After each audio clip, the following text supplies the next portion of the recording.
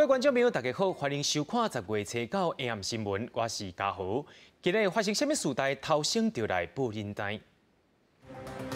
在明仔开始，就是国庆连续假期，代替高铁客运拢加开车班，明仔国道会上塞，也请民众爱注意。台语歌王文熙，和家属认为讲短的时阵和较好戏话，文熙啊目前是分辨不清。NBA 经理公开挺香港，却引起中国批评。NBA 总裁也讲，袂因为言论自由来回失的。在明仔载开始，就是连续4天的国庆连假，为了民众坐车的需求，代替高铁甲客运拢加开车班。国道在下晡4点左右也开始直咧塞。国光局也提醒民众，明仔10月初10是会上解塞的时阵，特别是国五要往宜兰的部分，可能会塞11点钟。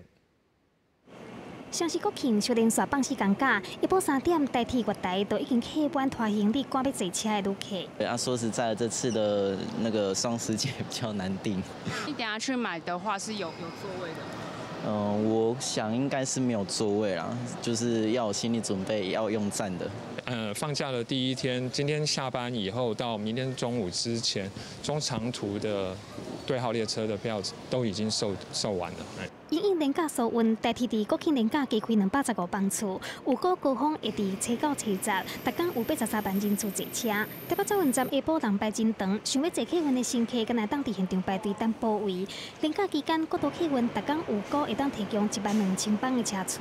所有的业者都会机动增加的班次，大概1成到2成。台中为例，像从下午大概5点半到晚上，几乎班次都已经客满。捷运站嘛加派人员指挥，呼吁旅客使用 App 买票。不过手机 App 甲看，客运各大帮拢显示已经卖完啦。若是国道伫下晡4点过后，北部路南路段会开始塞车。国光局有估，真正塞车的高峰是伫10月初10，也是上塞的一天。尤其国道5号路段上塞有可能塞到11点钟。那大概这个车潮大概在8点后会逐渐疏解。那整天的交通量大概在105百万车公里，大概比平常周5的交通量大概增加10%的一个流量。国庆连假前3天，半夜0点到5点，国道暂停收费；最后一天对0点，延长到早起10点免收费。其他时段是单一费率。国3新竹到燕巢路段各8节，初10早起，国道1号内湖头份，国道5号南港到平南顶路南的路段有实施高行载管制。不过车顶若是有孕妇，无受高行载的管制。记者综合报道。桃园机场一再发生地勤的意外，第一站又发生拖车操作意外，还有一台阿联酋，也就是 Emirates 飞机的车链来破风。在今日透早，立法院交通委员会要立委来批评交通部拢无伫咧管理，也因为这款地勤安全事件，今年就发生大摆，也拢超过国际标准。桃园地勤驶拖车来救飞轮机，这款画面是足速上快。不过最近桃园机场停机坪的事故一直来发生。这个月初6才出现地勤驶拖车救飞轮机弄到空桥的意外。代志过无到3天，初8暗时11点半，地勤佫发生哪像拖车操作无妥当，地输一只阿联酋 A380机片的皮链来受伤。嘛因为这个事故，飞轮机前要点半钟。角度可能不是很正确了，那所以说有轻触到它的这个鼻轮的胎皮。针对这一次的这个情形，我们对于人员我们要加强 SOP 的训练。桃园机场一直来突锤，而且佫毋若这2件事故。其实，伫今年1月份，台北发生油罐车甲台湾虎航飞轮机考着伤；2月份是发生桃园地勤换推车弄着华航飞轮机失的事件；6月份联邦快递拖车零件故障，嘛是弄着华航的飞轮机；8月份是中油的加油车甲飞轮机的失考着。算是咧，今年10个月以来就发生6件。6号出包一次，8号又出包一次，这个频率不可以说不高呢。是。这已经超越整个国际上的水准。那要求他们对整个 SOP 做一个检讨。那如果是人员的疏失呢，我们看看有没有要调整哪些工作的项目。那第二个，如果是刻意的或者是违反，那我们会处罚。3天2撞，这样叫做有在检讨吗，部长？是人的训练不良，好，还是说他没有按照标准作业程序，或者是我们的设计包括动线啊这个出问题？保证以后不会。我要的答案只是这样，可以吗？是，我会严格要求。那也有不要再有今年度的督导好不好？机制，我们也会提早来展开。交通委员会早起提出临时提案，认为桃园地勤最近发生的地勤安全事件，差不多拢是人为的因素。表示讲对员工的训练无够，已经要求桃园地勤公司针对重大欠点提出说明甲检讨，而且伫1个月以来提出书面的报告。记者综合报道。92岁的宝岛歌王文夏，伊牵手文香在今仔日出面指控，讲顶个月文夏的身体是雄雄无爽快，所落来就昏迷不醒。病院检查结果发现讲有毒品的反应，家属也怀疑讲是大院请的看护甲伊下毒手的，警方也随开始调查。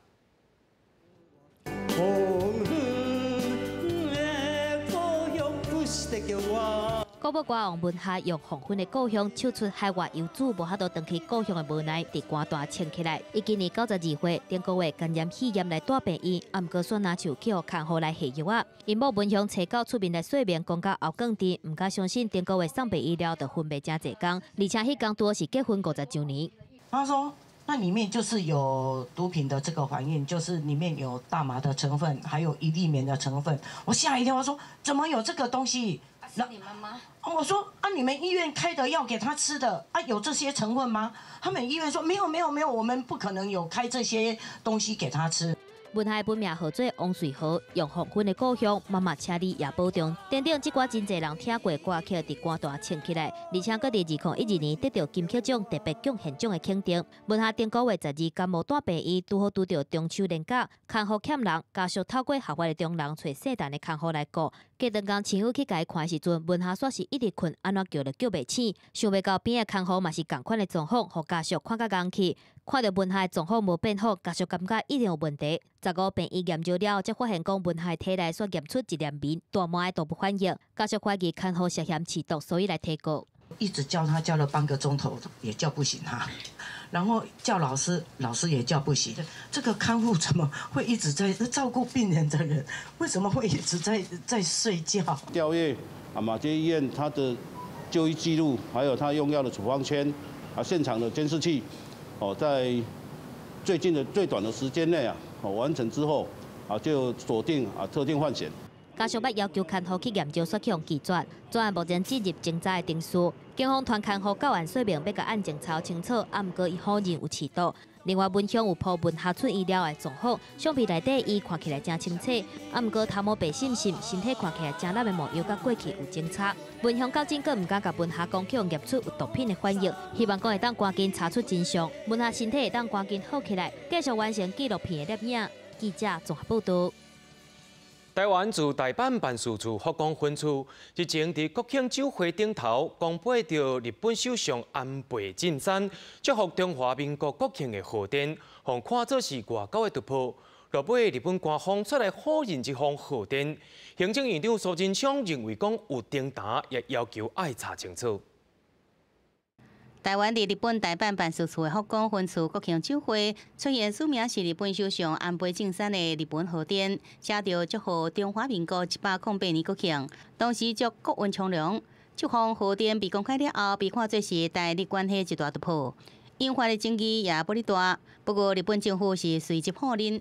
安倍総理からご指摘のような祝電を出したという事実はございません。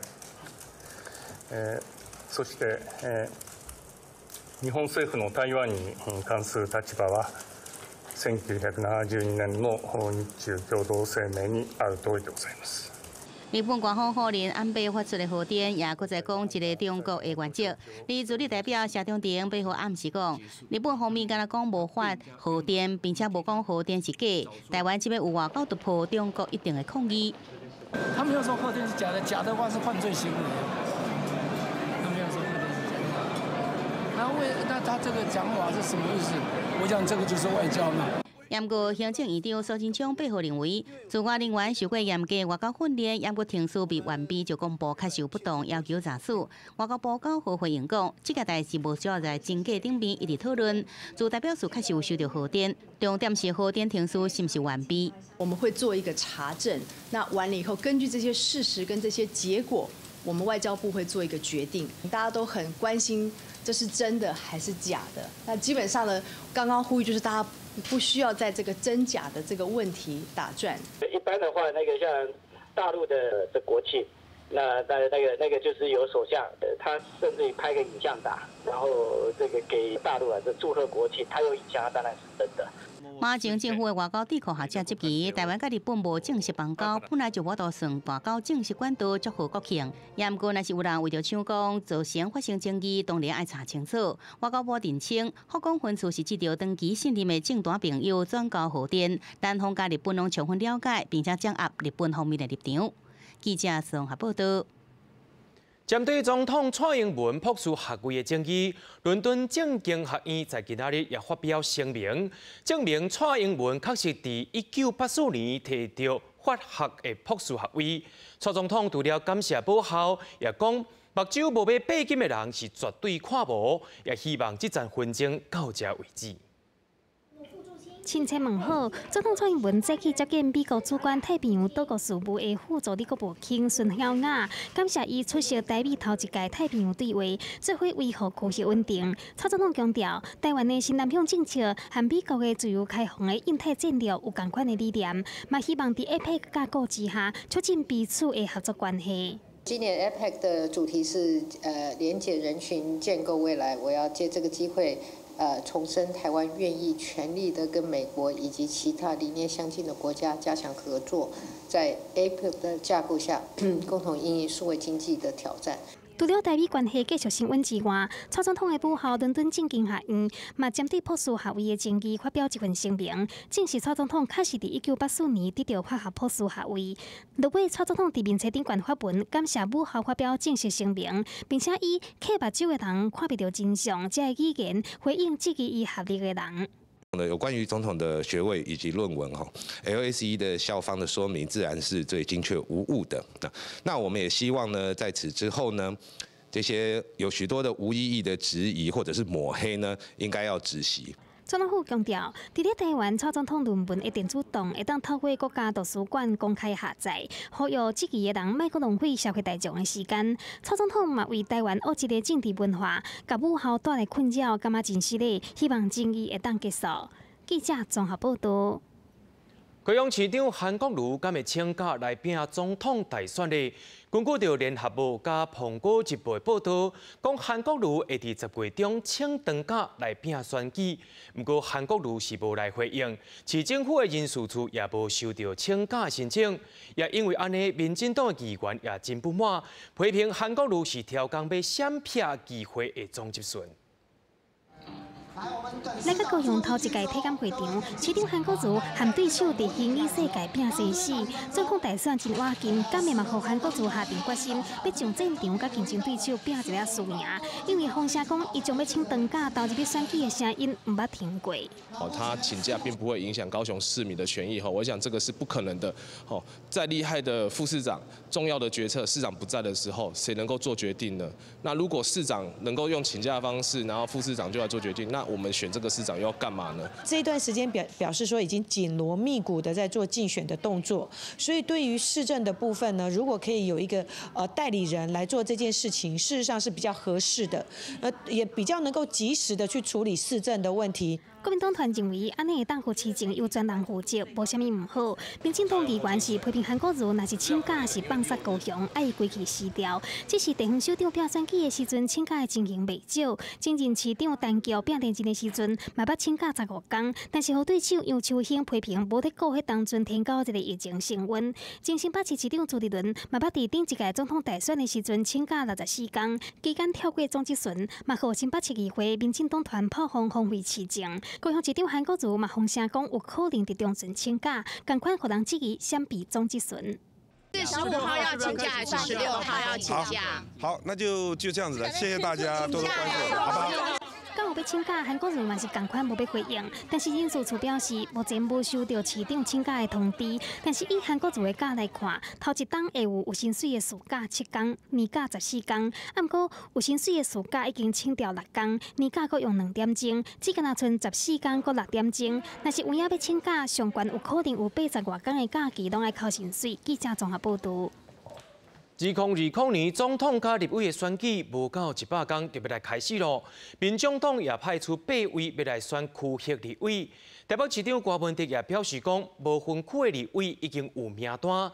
之前有风声讲，前鸿海董事长郭台铭也想要入国会。永林基金会副执行长蔡心如也讲，有5个人已经伫国党的名单内面咯。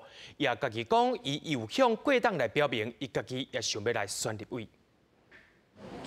迎战2020大选，民众党推出8席区域立委。台北市长郭文哲前几天接受媒体专访的时表示，对不分区立委嘛有落地啊名单。市府顾问蔡碧如透露，会先找7男7女，剩的20席透过海选的方式选出来。排序还是可以调动，所以如果呢海选的有很棒的人选，也可以调到前面去的。相信海选出来的名单会更有趣的，或者说更好啊！郭文哲先前讲，小党伫不分区真歹赢，毋过不分区立委阁有拼的机会。郭文哲强调，海选若是有好的人才，无排除下伫咧安全名单内面。前鸿海董事长郭台铭虽然无要参选总统，但是立委选举有想要派子弟兵进军国会。永林基金会副执行长蔡庆如头一摆开嘴表示，有5个人伫郭台铭立委规划名单当中，嘛透露家己有甲郭台铭传达参选的决心。我的去处比较牵扯到郭董他怎么看，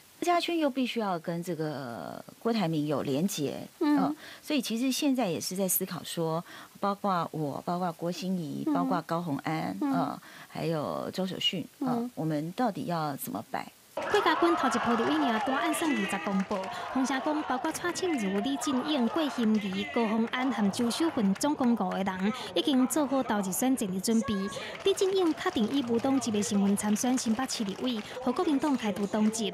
若是郭家军是毋是会投入不分区立委？蔡庆如讲，加入民众党是目前考虑的重点。郭郭合作是毋是会当顺利成做第3势力，也引起关注。记者综合报道。 对着阮的镜头来看，在地上大条，伫台中大甲镇南宫采购网络线顶光明灯设备案，台中检调认为讲，怀疑因有假采购真早期的行为，在车背也进行搜索的作业，也将镇南宫副董事长郑明坤以及着伊的查某囝，也个遮的厂商拢带回。进行了后，检方也依照着违反证券交易法，爱郑明坤100万，因查某囝20万来交保。 经过检方透明侦讯，镇南宫副董事长郑明坤看起来相当忝，9号凌晨厝内底人带来100万现金办理交保。台中检方8号前往郑明坤的住处来搜索，针对中华电信造假营业内容，发现线上光明灯效无问题，而郑明坤甲查某囝经营的公司，意思嘛写伫其中。这是我查某囝的公司下面的股东，做生意做了失败，大家唔甘愿输赢，小告，检举讲我。 咧法律的公司也无我的名，也无我的厂，甲我哪有啥牵连？去甲中华电信借钱，咱嘛当做问阮查某囝，爱借钱就是纳利息，钱还人就好啊。检调指出，中华电信营运处承认甲厂商以假交易的方式贷款予厂商，有真一间公庙开设其中，大家镇南宫伫2016年线顶光明灯来采购，由副董事长郑明坤来找厂商，来卖光明灯的硬体、软体设备予中华电信，搁再由中华电信转卖予郑明坤的查某囝的公司，以形式上假交易的方式贷款予配合厂商。在绩效的压力之下，他们部分的作业人员呢？ 那以和郑先生实际经营的公司来做假交易的方式，那以一个宫庙光明灯的一个采购以及服务的契约，事实上是放贷的情形。检方指出，中华电信涉嫌为着增加营业额来做假营业内容，实际上是直接借钱予厂商。过程当中发现线顶光明灯有弊案，随后认定郑明坤等人涉嫌违反着证券交易法、商业会计法、伪造文书等罪，约定郑明坤以100万来交保，查某囝20万来交保，而且限制出境出海。对着人员涉案，中华电信方面是无回应。记者台中综合报道。 伫咧台中市北区有一间旅馆，互民众检举，好亲像骨兰扎楼是违规使用，佮挑工用告示牌啊，甲封条遮起来。也因为台中市目前正在举办少年野球比赛，这款俗价旅馆颠倒吸引真侪想要省钱的团队去住。台中市政府在下晡也进行联合的清查。在台中市北区这栋商务旅馆，已经予人第一违建的楼层，稽查人员要卡进这几个房间，是不是阁有说出去予人住的事实？照一下10楼的部分，那目前是没电的。好，再出来这边。入水违建的8楼至10楼看起来真乱，房间底的床珠嘛拢搬起来，楼层嘛断水断电。但是每一个房间的外口都有搭一张影印纸，写着房间的号码，将违建查封的封条查掉咧。稽查人员要追查是不是有违法营业的情形。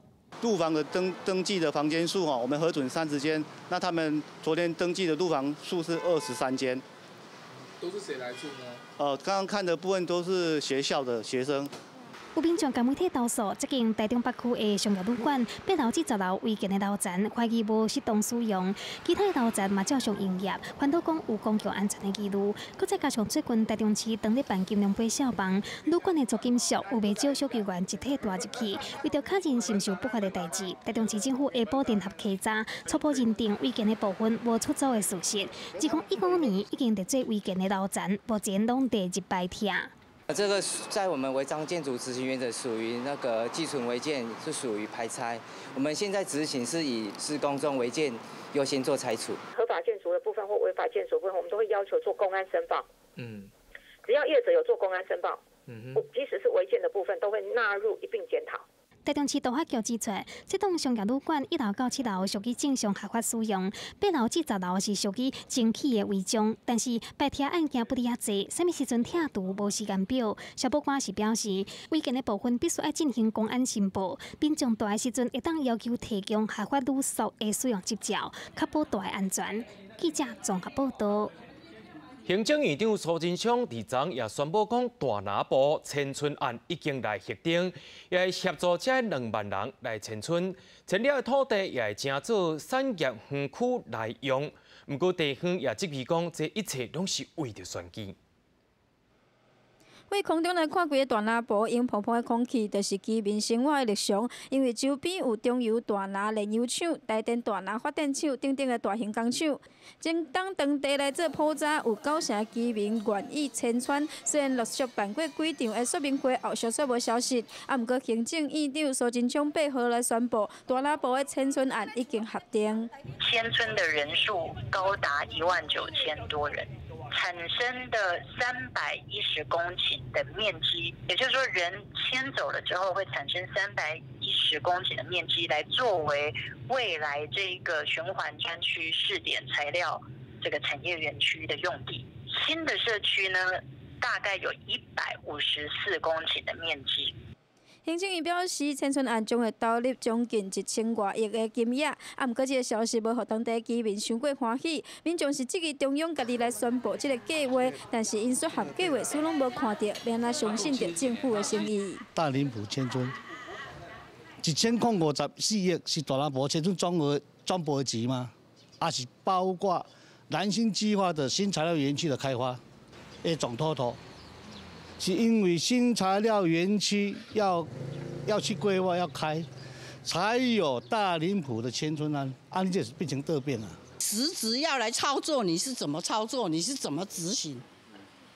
你完全拢无。地方反映林全担任着行政院长的时阵，就捌讲过这个议题，但后续只是办了几场说明会了后，又搁结束，明年又搁是选举年，嘛无法度互因袂当来联想到这是为着选举。但是当地居民也是希望这个迁村案会当变成是真的。连行政院嘛表示，会请经济部等相关的单位甲民众来说明，一切是以民意为优先。记者王刘婷、陈显坤高雄报道。既然南方澳大桥断去了后，交通部也开始检测全台湾的桥。在今仔透早也调集地方政府来开会讨论，有126座的桥是需爱去注意的，其中有87座已经完成修复，也有39座是等人修理，其中上侪分林管就16座。一个一个互人甲围桥封掉咧，并且甲封锁线救起来，全面禁止民众经过。云林县政府为外桥梁检测报告顶个月底拄公布，港务处这几天一个检查了后，需要马上派收的有市桥牛有16组，另外有8组爱封起来，要进行改建工程。因为这围桥大部分位在沿海地区，平常时受到海风、沿海侵蚀，所以讲损害严重。 无方便的呢，因为车要过吼，袂当过啊，是足大的呢啊。你干那要遮出入三台洗，你这小路地图佫无，你也未在地，你根本找不路处理啊。15座都是在四湖、口湖、台西这几个乡镇，桥梁很容易在涨潮期间被泡在水里，所以它风化、盐化会很严重。 进前南方澳大桥放弃，互全台桥梁安全检测甲维修管理受到大家注意。交通部早起调一个地方政府开会讨论，会后公布桥梁检测了后，各县市政府总共有126组是有市顶级，也就是必须马上派收。其中87组已经完成修复，39组未完成派收的，依据云林县政府16组上多，佮再来是南投县政府7组，花莲县政府7组，苗栗县政府3组，通甲贵人拢是2组，新竹甲台东各有1组。 22座派修中的，它很快就会完成了。好，这个刚刚县市政府有回报，好，在今年底前一定都可以完成。好，至于17座，它自己这到底是要改建、要重建，还是要做其他的处置？好，这个我们尊重这个县市政府的做法。 235座立管的桥公布了后，引发部分县市讲桥早已经修好啊，像台东县延平乡红丘甲桃园村对外重要通道的上洪桥，也是这波派修的桥之一。也有县府感觉真奇怪，讲这个桥早在107年已经修复完成，事后纠正，才知影讲交通部引用的是中央大学105年所提供的资料来做参考的。记者综合报道。 本地在今日透早8点要来进行南方澳大桥拆除作业，却因为昨一直在落大雨，一直撑到今日下晡5点才开始进行桥的切割，也按算要到暗时9点才会当来完成。 全台湾上大海上工程平台风雨1号，中昼由大船拖去南方澳员工桥边就定位，怪手上村员工桥顶悬的吊点，原定早起8点就要拆除的南方澳下港大桥，受到天气影响，进度前调，一直到下晡5点才开始进行员工切割工作，上紧嘛要到9点才会正式把员工桥吊起来刷走。它其实是什么？是悬空的呢？它没有做底啊！我把它先切断，那切断的时候。 有一边切断，这一边它就沉下去嘛。港务公司强调，员工有300栋重，这项大型跳渡工程嘛是以安全较要紧。在检察官要求之下，保全员工和登记的染色证据。虽然工程进度前调，但是嘛是有把握伫初10早起8点进前，顺利将员工拆除拖吊去8号码头，避免影响到初10早起的开工作业。香港进前不少渔船啊提早出港加油，暂停伫隔壁码头。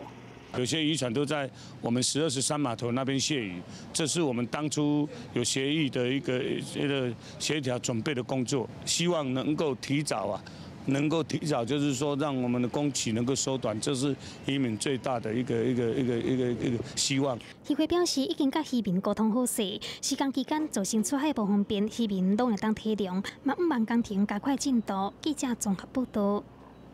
国际上要紧，咱做回来看好真。 NBA 火箭队经理莫瑞日前伫网络发文挺香港，所引起中国的不满。NBA 总裁小沃车杯也强调讲 ，NBA 袂因为莫瑞的文章来回失的，也因为安尼，中国勇士也发声明，甲 NBA 主席警告，也已经有14间的中国品牌停止甲 NBA 合作。 针对中国勇士和电信宣布取消初10甲12 NBA 上海甲青圳2场热身赛转播，来抗议火箭队经理莫雷前几天挺香港抗争的推文。对火箭队伫日本肌肉馆举行热身赛的 NBA 总裁史佛伫车杯强调 ，NBA 官方袂为莫雷言论回失的。We are not apologizing for Daryl exercising his freedom of expression.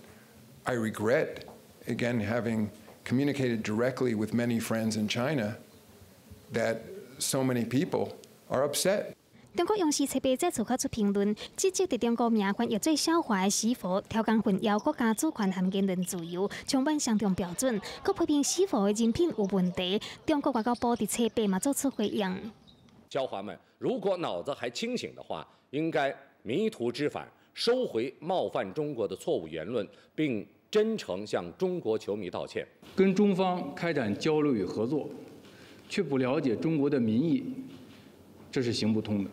目前，伫 NBA 中国官网顶悬列出来的25个 NBA 官方合作厂商当中，已经有14个中国品牌宣布终止，也是暂停甲 NBA 合作。目前替香港推文的风波继续传，是否有关暗算车教练也飞去香港，和中国篮协主席姚明见面讨论拍火对策？但是专家认为 ，NBA 将家己下伫咧别国主权的争议当中，短时间内恐惊真歹脱身。 There are issues of one country's sovereignty versus another country's perceived sovereignty. And the NBA sort of put its foot right in the middle of that fight. So I think we're going to see many more of these kinds of fights over the next couple of months and years. And none of them are going to be easy to solve. 另外一方面，美国苹果公司测试批准上架的专港控证即时地图 App， 会当定位港警的位置，和平将闪避警方吹地弹的威胁。中国官方媒体《人民日报》嘛发出评论，批评苹果公司为暴力乱港之徒大开方便之门，嘛质疑苹果公司违反中控证护航。记者综合报道。 世界银行甲国际货币基金 IMF 小连续发出警告，讲全球经济活动拢伫咧变慢，可能会互产车情形变更加严重。另外 ，IMF 新任总理也表示讲，贸易冲突造成经济损失，可能会到7000亿个美金。 世界银行头条经济学家高德伯格特别警告，受到美中贸易战等等真紧张的经济局势影响，全球的投资暂停，造成无资金来刺激经济成长，产值的状况可能会更加普遍。If this continues and investment remains low, this means that some countries will never manage to get out of poverty. But it also means countries that have managed to lift themselves out of poverty, that have become middle-income countries by now, they may revert, they may go backwards. 高德伯格指出，会承受到伤害，就是经济状况无稳定的非洲国家。In the World Bank, we are particularly focused on Africa because this is where poverty is concentrated. In particular, among fragile economies. Debt levels are very high, higher than ever before. That increases the risk of a financial crisis. 新就任的国际货币基金 IMF 总裁乔治艾娃嘛伫同一天发表报告的数字，警告全球经济成长变慢的状况是真无乐观。To be precise, in 2019, we expect slower growth in nearly 90% of the world. In other words, the world economy is now in synchronized slowdown. 伊呼吁各国政府化解贸易的冲突，因为贸易紧张会去影响到全球制造也有投资活动。Everyone loses in a trade war. For the global economy, the cumulative losses of trade conflicts could get us to about $700 billion by 2020. This is around 0.8% of global GDP. Not something to sniff at. 美中贸易战到今已经过15个月，上新的一轮谈判会伫7月开始，佮加上美国会伫15针对2500亿美金的中国商品提关关税到30%，谈判的时间会使讲是逼甲真严。记者综合报道。瑞典皇家科学院在今日暗头仔宣布，2019年诺贝尔化学奖是由美国德州奥斯汀大学的古纳夫教授，以及着美国的宾汉顿大学的威廷汉教授，以及着日本的研究员吉野奖共同得到。因的研究成果，也就是市面上直接看到的锂离子电池。威廷汉教授会研究发现一种高能量的物质，用作锂电池的负电极。昆纳夫教授所研究的是让锂电池变更加强。吉野奖也在1985年创造头一个商业用的锂电池。瑞典皇家科学院也讲，1991年了后，锂电池上市，也开创无线无石化燃料的社会，是人类的大福利。咱看线诺贝尔化学奖，咱即马来看2019年诺贝尔的物理奖。不过，这个物理奖的奖项是分做两半，一半予美国的普林斯顿大学的教授 Peebles 另外一半是予瑞士日内瓦大学的梅尔加奎罗兹教授。这摆学奖的3位学者所发现的结果，也是结论，拢是几十年前的代志。也毋过，却是因为对后来宇宙天文学研究做出贡献，而得到诺贝尔奖的功用。首先是来自美国的佩佩斯，伊甲研究迄盘早在1965年就正式所谓的宇宙微波背景辐射 CMB， 是140亿年前所谓宇宙大爆炸了后残留在宇宙中的能量。除了真侪大爆炸理论的证据 ，CMB 也会使予天文学家因更加了解宇宙的演化过程，也有宇宙构成要素内底占相当大比例暗物质加暗能量。This is the dark energy. Then a fair amount of cream. This is the dark matter. And then just a tiny little bit of sugar. This is the ordinary matter. This is what science has been all about for thousands of years. 今年另外一半诺贝尔物理学奖是由来自瑞士日内瓦大学的梅尼加奎罗兹2位学者。因在1995年以多普勒光谱学头一摆证实，在咱的太阳系以外有着互行星随着运转的行星，开启科学界对系外行星的研究大门。Until 1995, we didn't have any answer to that. Now we have an answer, and it was not only the discovery of 1995, but also the avalanche of additional discoveries and the expansion of this field of exoplanets that was very important. 学者指出，多年来人类一直有疑问。除了地球以外，到底是毋是也有其他行星可能有生命存在？即阵这问题当然也无真正得到解答。也毋过，至少证明咱的太阳系以外，也有其他相款的星系存在，而这就是一个重要起步。记者综合报道。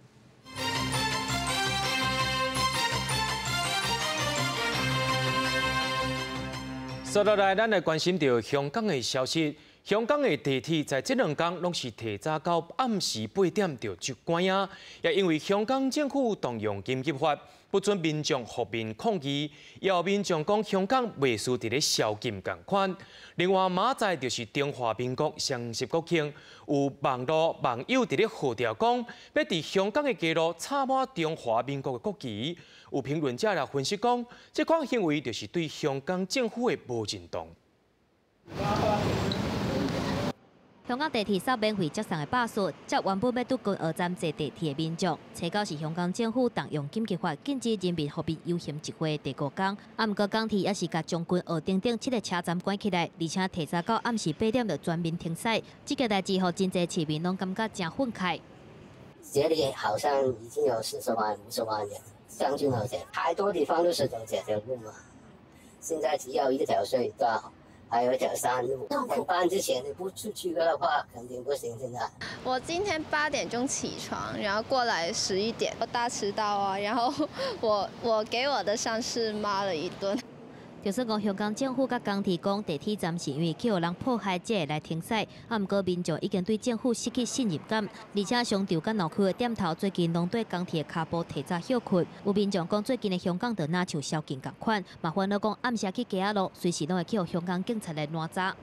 其实有一种宵禁的感觉，而且我觉得政府上是在制造恐慌。港铁将军澳站已经关闭第5天了，所以也可以看到呢，有市民非常的不满，直接喷上"请勿搭铁"4个字来讽刺。港铁无发挥公共运输的作用，市民呼吁唔通坐。学者指出，港铁上大股东就是香港政府，港铁关起来无一定会分化民众对示威者的看法。有主动不去乘搭港铁，另外一个情况就是很多时候那个车站它是可以突然间就停下就关闭了，也是一个麻烦。所以我说很多时候是被迫，他不去坐港铁。很多人都是改变他们的生活的习惯，时间可能长一点我都不介意。这个也可以说这是政府聪明反被聪明误。香港市民的抗争也未煞，出来要发动10月7日，要伫全香港插中华民国的国旗，对台湾来庆祝双十节。过去若是有香港人想要庆祝双十节，敢若会点点来进行。即马煞改变做4个来庆祝，这个举动的用途可能是要来敲洗中共，嘛是要表达无认同香港政府目前的治理方式。这嘛可能去吸到政府的敏感神经。记者综合报道。高雄中山大学西亚湾棚空，顶个月30为着要成完香港欢送中，也经过申请变做是联络棚空。成完欢送中的活动在初7暗时也来结束。刷真有风声讲，棚空是市政府订立的历史建筑，文化局也捌提醒校方爱来恢复进行，也引起市政府伫咧施压的争议。 上百位中山大学的学生摕起手机开去灯光，唔但照光西亚湾隧道，嘛向真要甲香港照光。顶个月30号，中山大学的学生申请西亚湾隧道成为联络隧道，但是这短短的8天，却传出高雄市文化局接到民众的检举，因此是戒律要求校方来复原，啊无会当罚30万至200万。对此，真侪学生是不解。 我觉得，如果是真的有破坏这样的行为，应该是在当初申请的时候，他就要表达说这样是不适当的。那如果今天是我们已经在通过学校审核通过之后，才有后续这样的声音的话，我就觉得有点放马后炮的感觉嘛。再次就登去现场，西亚湾隧道嘛已经马上恢复原状。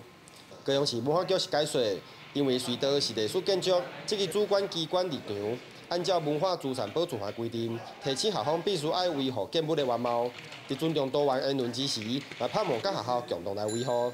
10月5号，我们是发文，就是善意的提醒校方对于西子湾的历史建筑要妥善的做一个保存跟维护。所以校方自己在活动结束之后，也办理了墙面的一个复原。所以文化局没有打压，也没有要求校方我们会进行开罚这件事情。 中山大学嘛发出书面讲，活动一切都按照原本的计划来进行，肯定学生的表现。而有关于隧道的维护，校方甲市府合作维护，本来就是平常的代志。而就伫全国各大学发起联络墙响应活动时阵，台南新大的联络墙2度起用破坏，学生代表嘛报警抓人。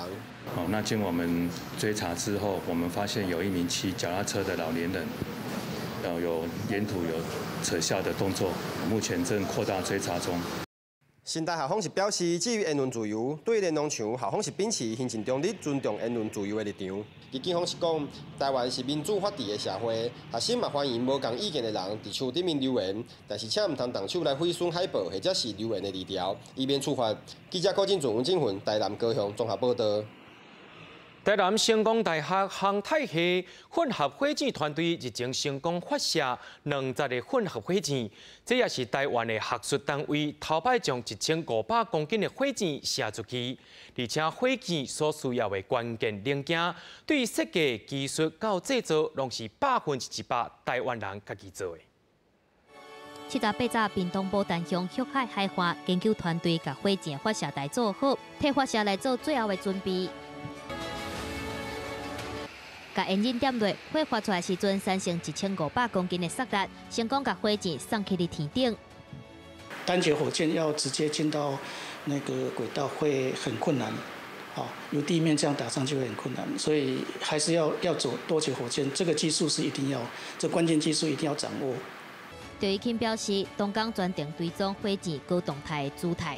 第一座1500公斤的沙粒火箭发动机运作正常，唔但成功飞去天顶脱载。第二座高空点火的功能嘛拢正常，而且上有挑战的是，火箭所需要的关键零组件，对设计、技术到制作，拢是咱台湾制造的。原料取得、技术关键技术取得，还有一些零组件取得，这些都比较困难。不过，因为我们团队强调都是台湾自己做。 成功发射1500公斤沙粒的2载式混合火箭，是成大团队完成飞行试验以来上大的沙粒混合火箭，而且行政院会投入去251亿的经费来打造台湾太空产业国家队。成大混合火箭团队的研究，嘛结合国家的力量，共同提升台湾的太空科技。记者综合报道。食电子烟的民众要注意咯！美国国家卫生院委托纽约大学做动物实验，所发现讲电子烟的烟雾会引起肺癌，甚至是膀胱癌。最近美国爆发1000多例因为食电子烟流严重肺病，也造成19个人死亡，引发全球注意。即阵美国国家卫生院委托纽约大学动物实验研究的最新报告指出，电子烟的烟雾会引发肺癌，并且可能造成膀胱癌，而且是头一份证实电子烟造成癌症的研究报告。尼古丁它会转换成所谓的那个亚硝胺类的物质，这些致癌物会去破坏这个机制，造成它的这个基因无法修复，那就有可能会产生癌症出来。研究团队时间40只实验的鸟鼠暴露在含尼古丁的电子烟雾内底54礼拜，剂量相当大人食3年到6年的电子烟，结果发现其中9只鸟鼠得到肺癌，23只鸟鼠出现膀胱流露上皮细胞增生的癌症病变，而且电子烟的烟雾对鸟鼠健康产生危害，唔但损害 DNA， 也减少其心脏、膀胱的细胞修复能力，细胞有变化，真侪癌细胞的情形。电子烟依然跟传统纸烟一样，拥有2手烟，隔壁人家嘛3手烟的一个严重的一个问题。那当然，过去我们都知道电子烟的一个危害，包含青少年的癫痫，导致青少年使用吸食大麻是3.5倍。那我们知道它对心脏绝对有伤害，对肺脏、呼吸道，这个都是研究证实会有害的。当时基金会讲，即阵世界各国拢伫加强管制电子烟，台湾也在2年前提出烟害防治法修正草案，将电子烟纳入烟品。不过即阵立法院依然无排入审查，呼吁政府应该赶紧来修法，全面来禁止。记者综合报道。为特别预防非洲猪瘟，农委会主委陈吉仲在今日表示，这回中秋前后违法早有猪肉成分的物件入来，罚款20万，有51件。也讲选举特别到啊，以及着过年前后，拢会有人炸入来，也千万爱注意。外面内底怪兽等在斗3工处理，因为感染到非洲猪瘟的猪。自从9月17日，南韩金枝岛正式感染非洲猪瘟病毒了后，一直到10月初已经累积15例，其中包括1例是野猪，总共抬死15000多只的猪。其中第7例是发生在外岛，而且无任何送猪的车来出入。台湾的农委会研判，认为传播病毒的可能性是上悬的。最有可能的一个因素还是人为把就是肉品，就是没有煮熟的肉品带到这个岛上面去，所以疫情就是这样过去的。就是烦恼讲人来来去去，甲病毒拖出去。应变中心认为，加强边境的烂早是最重要的。数字显示，9月份到今，违规都经外早猪肉做的物件去罚款20万的案例已经51件，是最近1个月以来上悬的。农委会指出，这段时间拄好拄到中秋，所以大家才会炸一罐月饼食的。而且预计后一届高峰期会发生在明年年初的时阵。下次的高峰会是在大选前以及过年的时候，那我们会特别来研拟这一个所有的宣导。以后我们会针对所谓的特殊节庆的这个部分呢，来做整个边境的这一个防疫。东亚已经有10个向世界动物卫生组织 OIE 来通报疫情，不离个顶一届传出若像感染的泰国，后来表示感染的结果是阴性，同款是维持唔是疫区。啊，若是中国的疫情，虽然讲国内感染违规炸入来的肉制品，中国检出来病毒比例已经比越南较低。啊，不过农委会认为，还阁袂当讲疫情有明显降低的意思。记者综合报道。有一项针对校园霸凌做的调查。超过90%的家长烦恼囡仔会防霸凌，也超过80%的家长认为校园霸凌真严重，却有1/3的家长无甲囡仔讨论过霸凌的问题。学校内底学生受欺负的情形，常常出现在新闻版面。父母看到难免烦恼囡仔会被欺负。联合联盟针对厝内底读1年级到9年级囡仔的家长进行网络线上调查，39.8%家长讲囡仔报有被欺负的经验。一年来被欺负的有23.6%。以去年对5年级到8年级学生调查，也有教育部统计数字，家长反映受欺负的比例是偏高的。会有过度解读、过度焦虑，这也是有可能，或者是说，同学间的冲突，到底什么叫冲突，什么叫霸凌这件事情，大家的定义会不一样。教育部讲，近3年学校欺负事件通报件数拢在500-600件，确认性案是145到169件。为了避免数字无实际，有反受欺负的专线甲网站，即要发现疑似受欺负的案件，应透过无同管道通报。有这个事件你不是很明朗的时候，但是你先报，那反映我们就做一个受理啊，他反映哪个学校，我们就会去做处理。也毋过，爸母知影讲囡仔被欺负的反应，伊阁是安怎？调查显示，超过40%家长无特别处理。若是真正有处理的，亲像有去理论，也是互囡仔忍耐，也是怪到囡仔身上，多好拢是囡仔上界无希望的反应。想要解决，所以他太快跳入了那个解决问题的方式，但是呢，没有照顾到孩子的心情。防治伫学校受到欺负的代志发生，除了靠学校，家长也真重要。李豪指出，若是在上早期发现囡仔在人际关系的冲突陪伴解决问题，应避免后壁衍生的受欺负的问题。记者综合报道。台东县有4大区是山鸟鼠直接去的所在，警方也经过半年外的埋伏，在今仔日宣布讲抓到山鸟鼠集团，当中有10名嫌犯，也查到被300公斤的巨象。台东县武陵山区传出警察的声音，台东地区检警组成的专案小组埋伏伫咧树林内面，等时机一到，就去逮捕嫌犯。警方讲，这个是根据林务局所公布的偷错财的热点来锁定目标。借由台东邻居管理处所提供的大数据分析，可能的盗伐热点。警方经过半冬的追踪，查出这是一个对偷错到销赃一条龙作业的山鸟鼠集团，总共有10名嫌犯，查扣将近300公斤真珍贵的牛象原木和加工品。林务局台东林管处表示，台东县偷错财的热点有4大区，这个查到的武陵山区就是其中之一。不过，偷错财案件已经比去年较下降，主要嘛是以偷错牛象上济。那它相对趋势大概从2成到3成不等，大概会看年度的状况不一样而不同。主要是以牛樟或者是盗采牛樟菇这2种案件为主。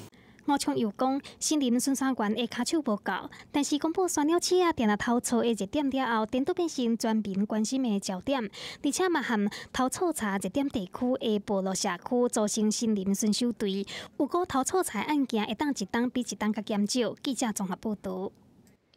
红壳石龟是强要动静，希腊的保育团体也伫咧拼性命保护红壳石龟。毋过今年伊才发现讲，当地红壳石龟除了面对大自然的竞争以外，也要面对人类的迫害，也个希望这希望低调咧，甚至要面对气候的变迁。保育人员伫海边的沙坡一直挖出海龟卵甲几只小海龟，其中有一只还佫徛伫个卵壳内底。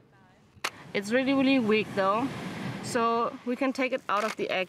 希腊保育团体每年在红海龟生卵的时阵，在希腊南部红海龟地中海上大作秀的所在，贝罗奔尼撒半岛海部展开保育工作，因为母的红海龟会伫暗时来挖坑生卵，才等去海中。为了避免作秀的所在被互动物也是人类破坏，志工会伫暗时巡逻协助龟捕出来了后，安全重回海洋。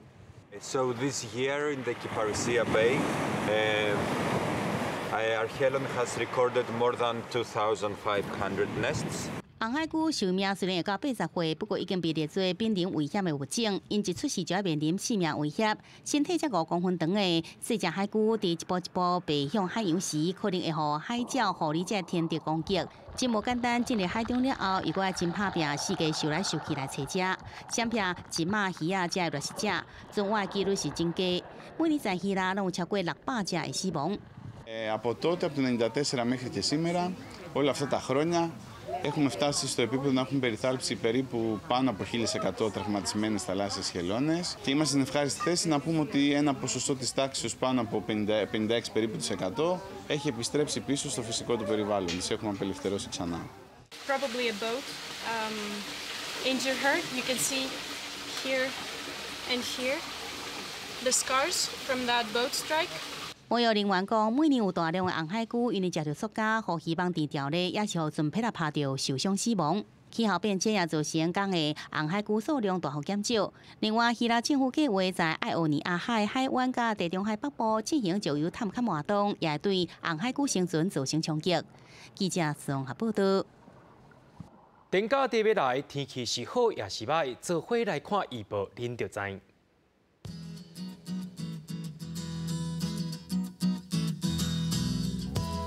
北部地区为23度到30度，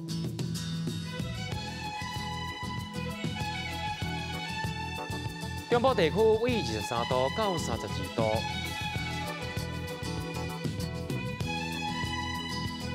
南部地区为24度到33度，东部地区为23度到29度。咱来看外岛地区，为23度到31度，也阁有未来3天的气象。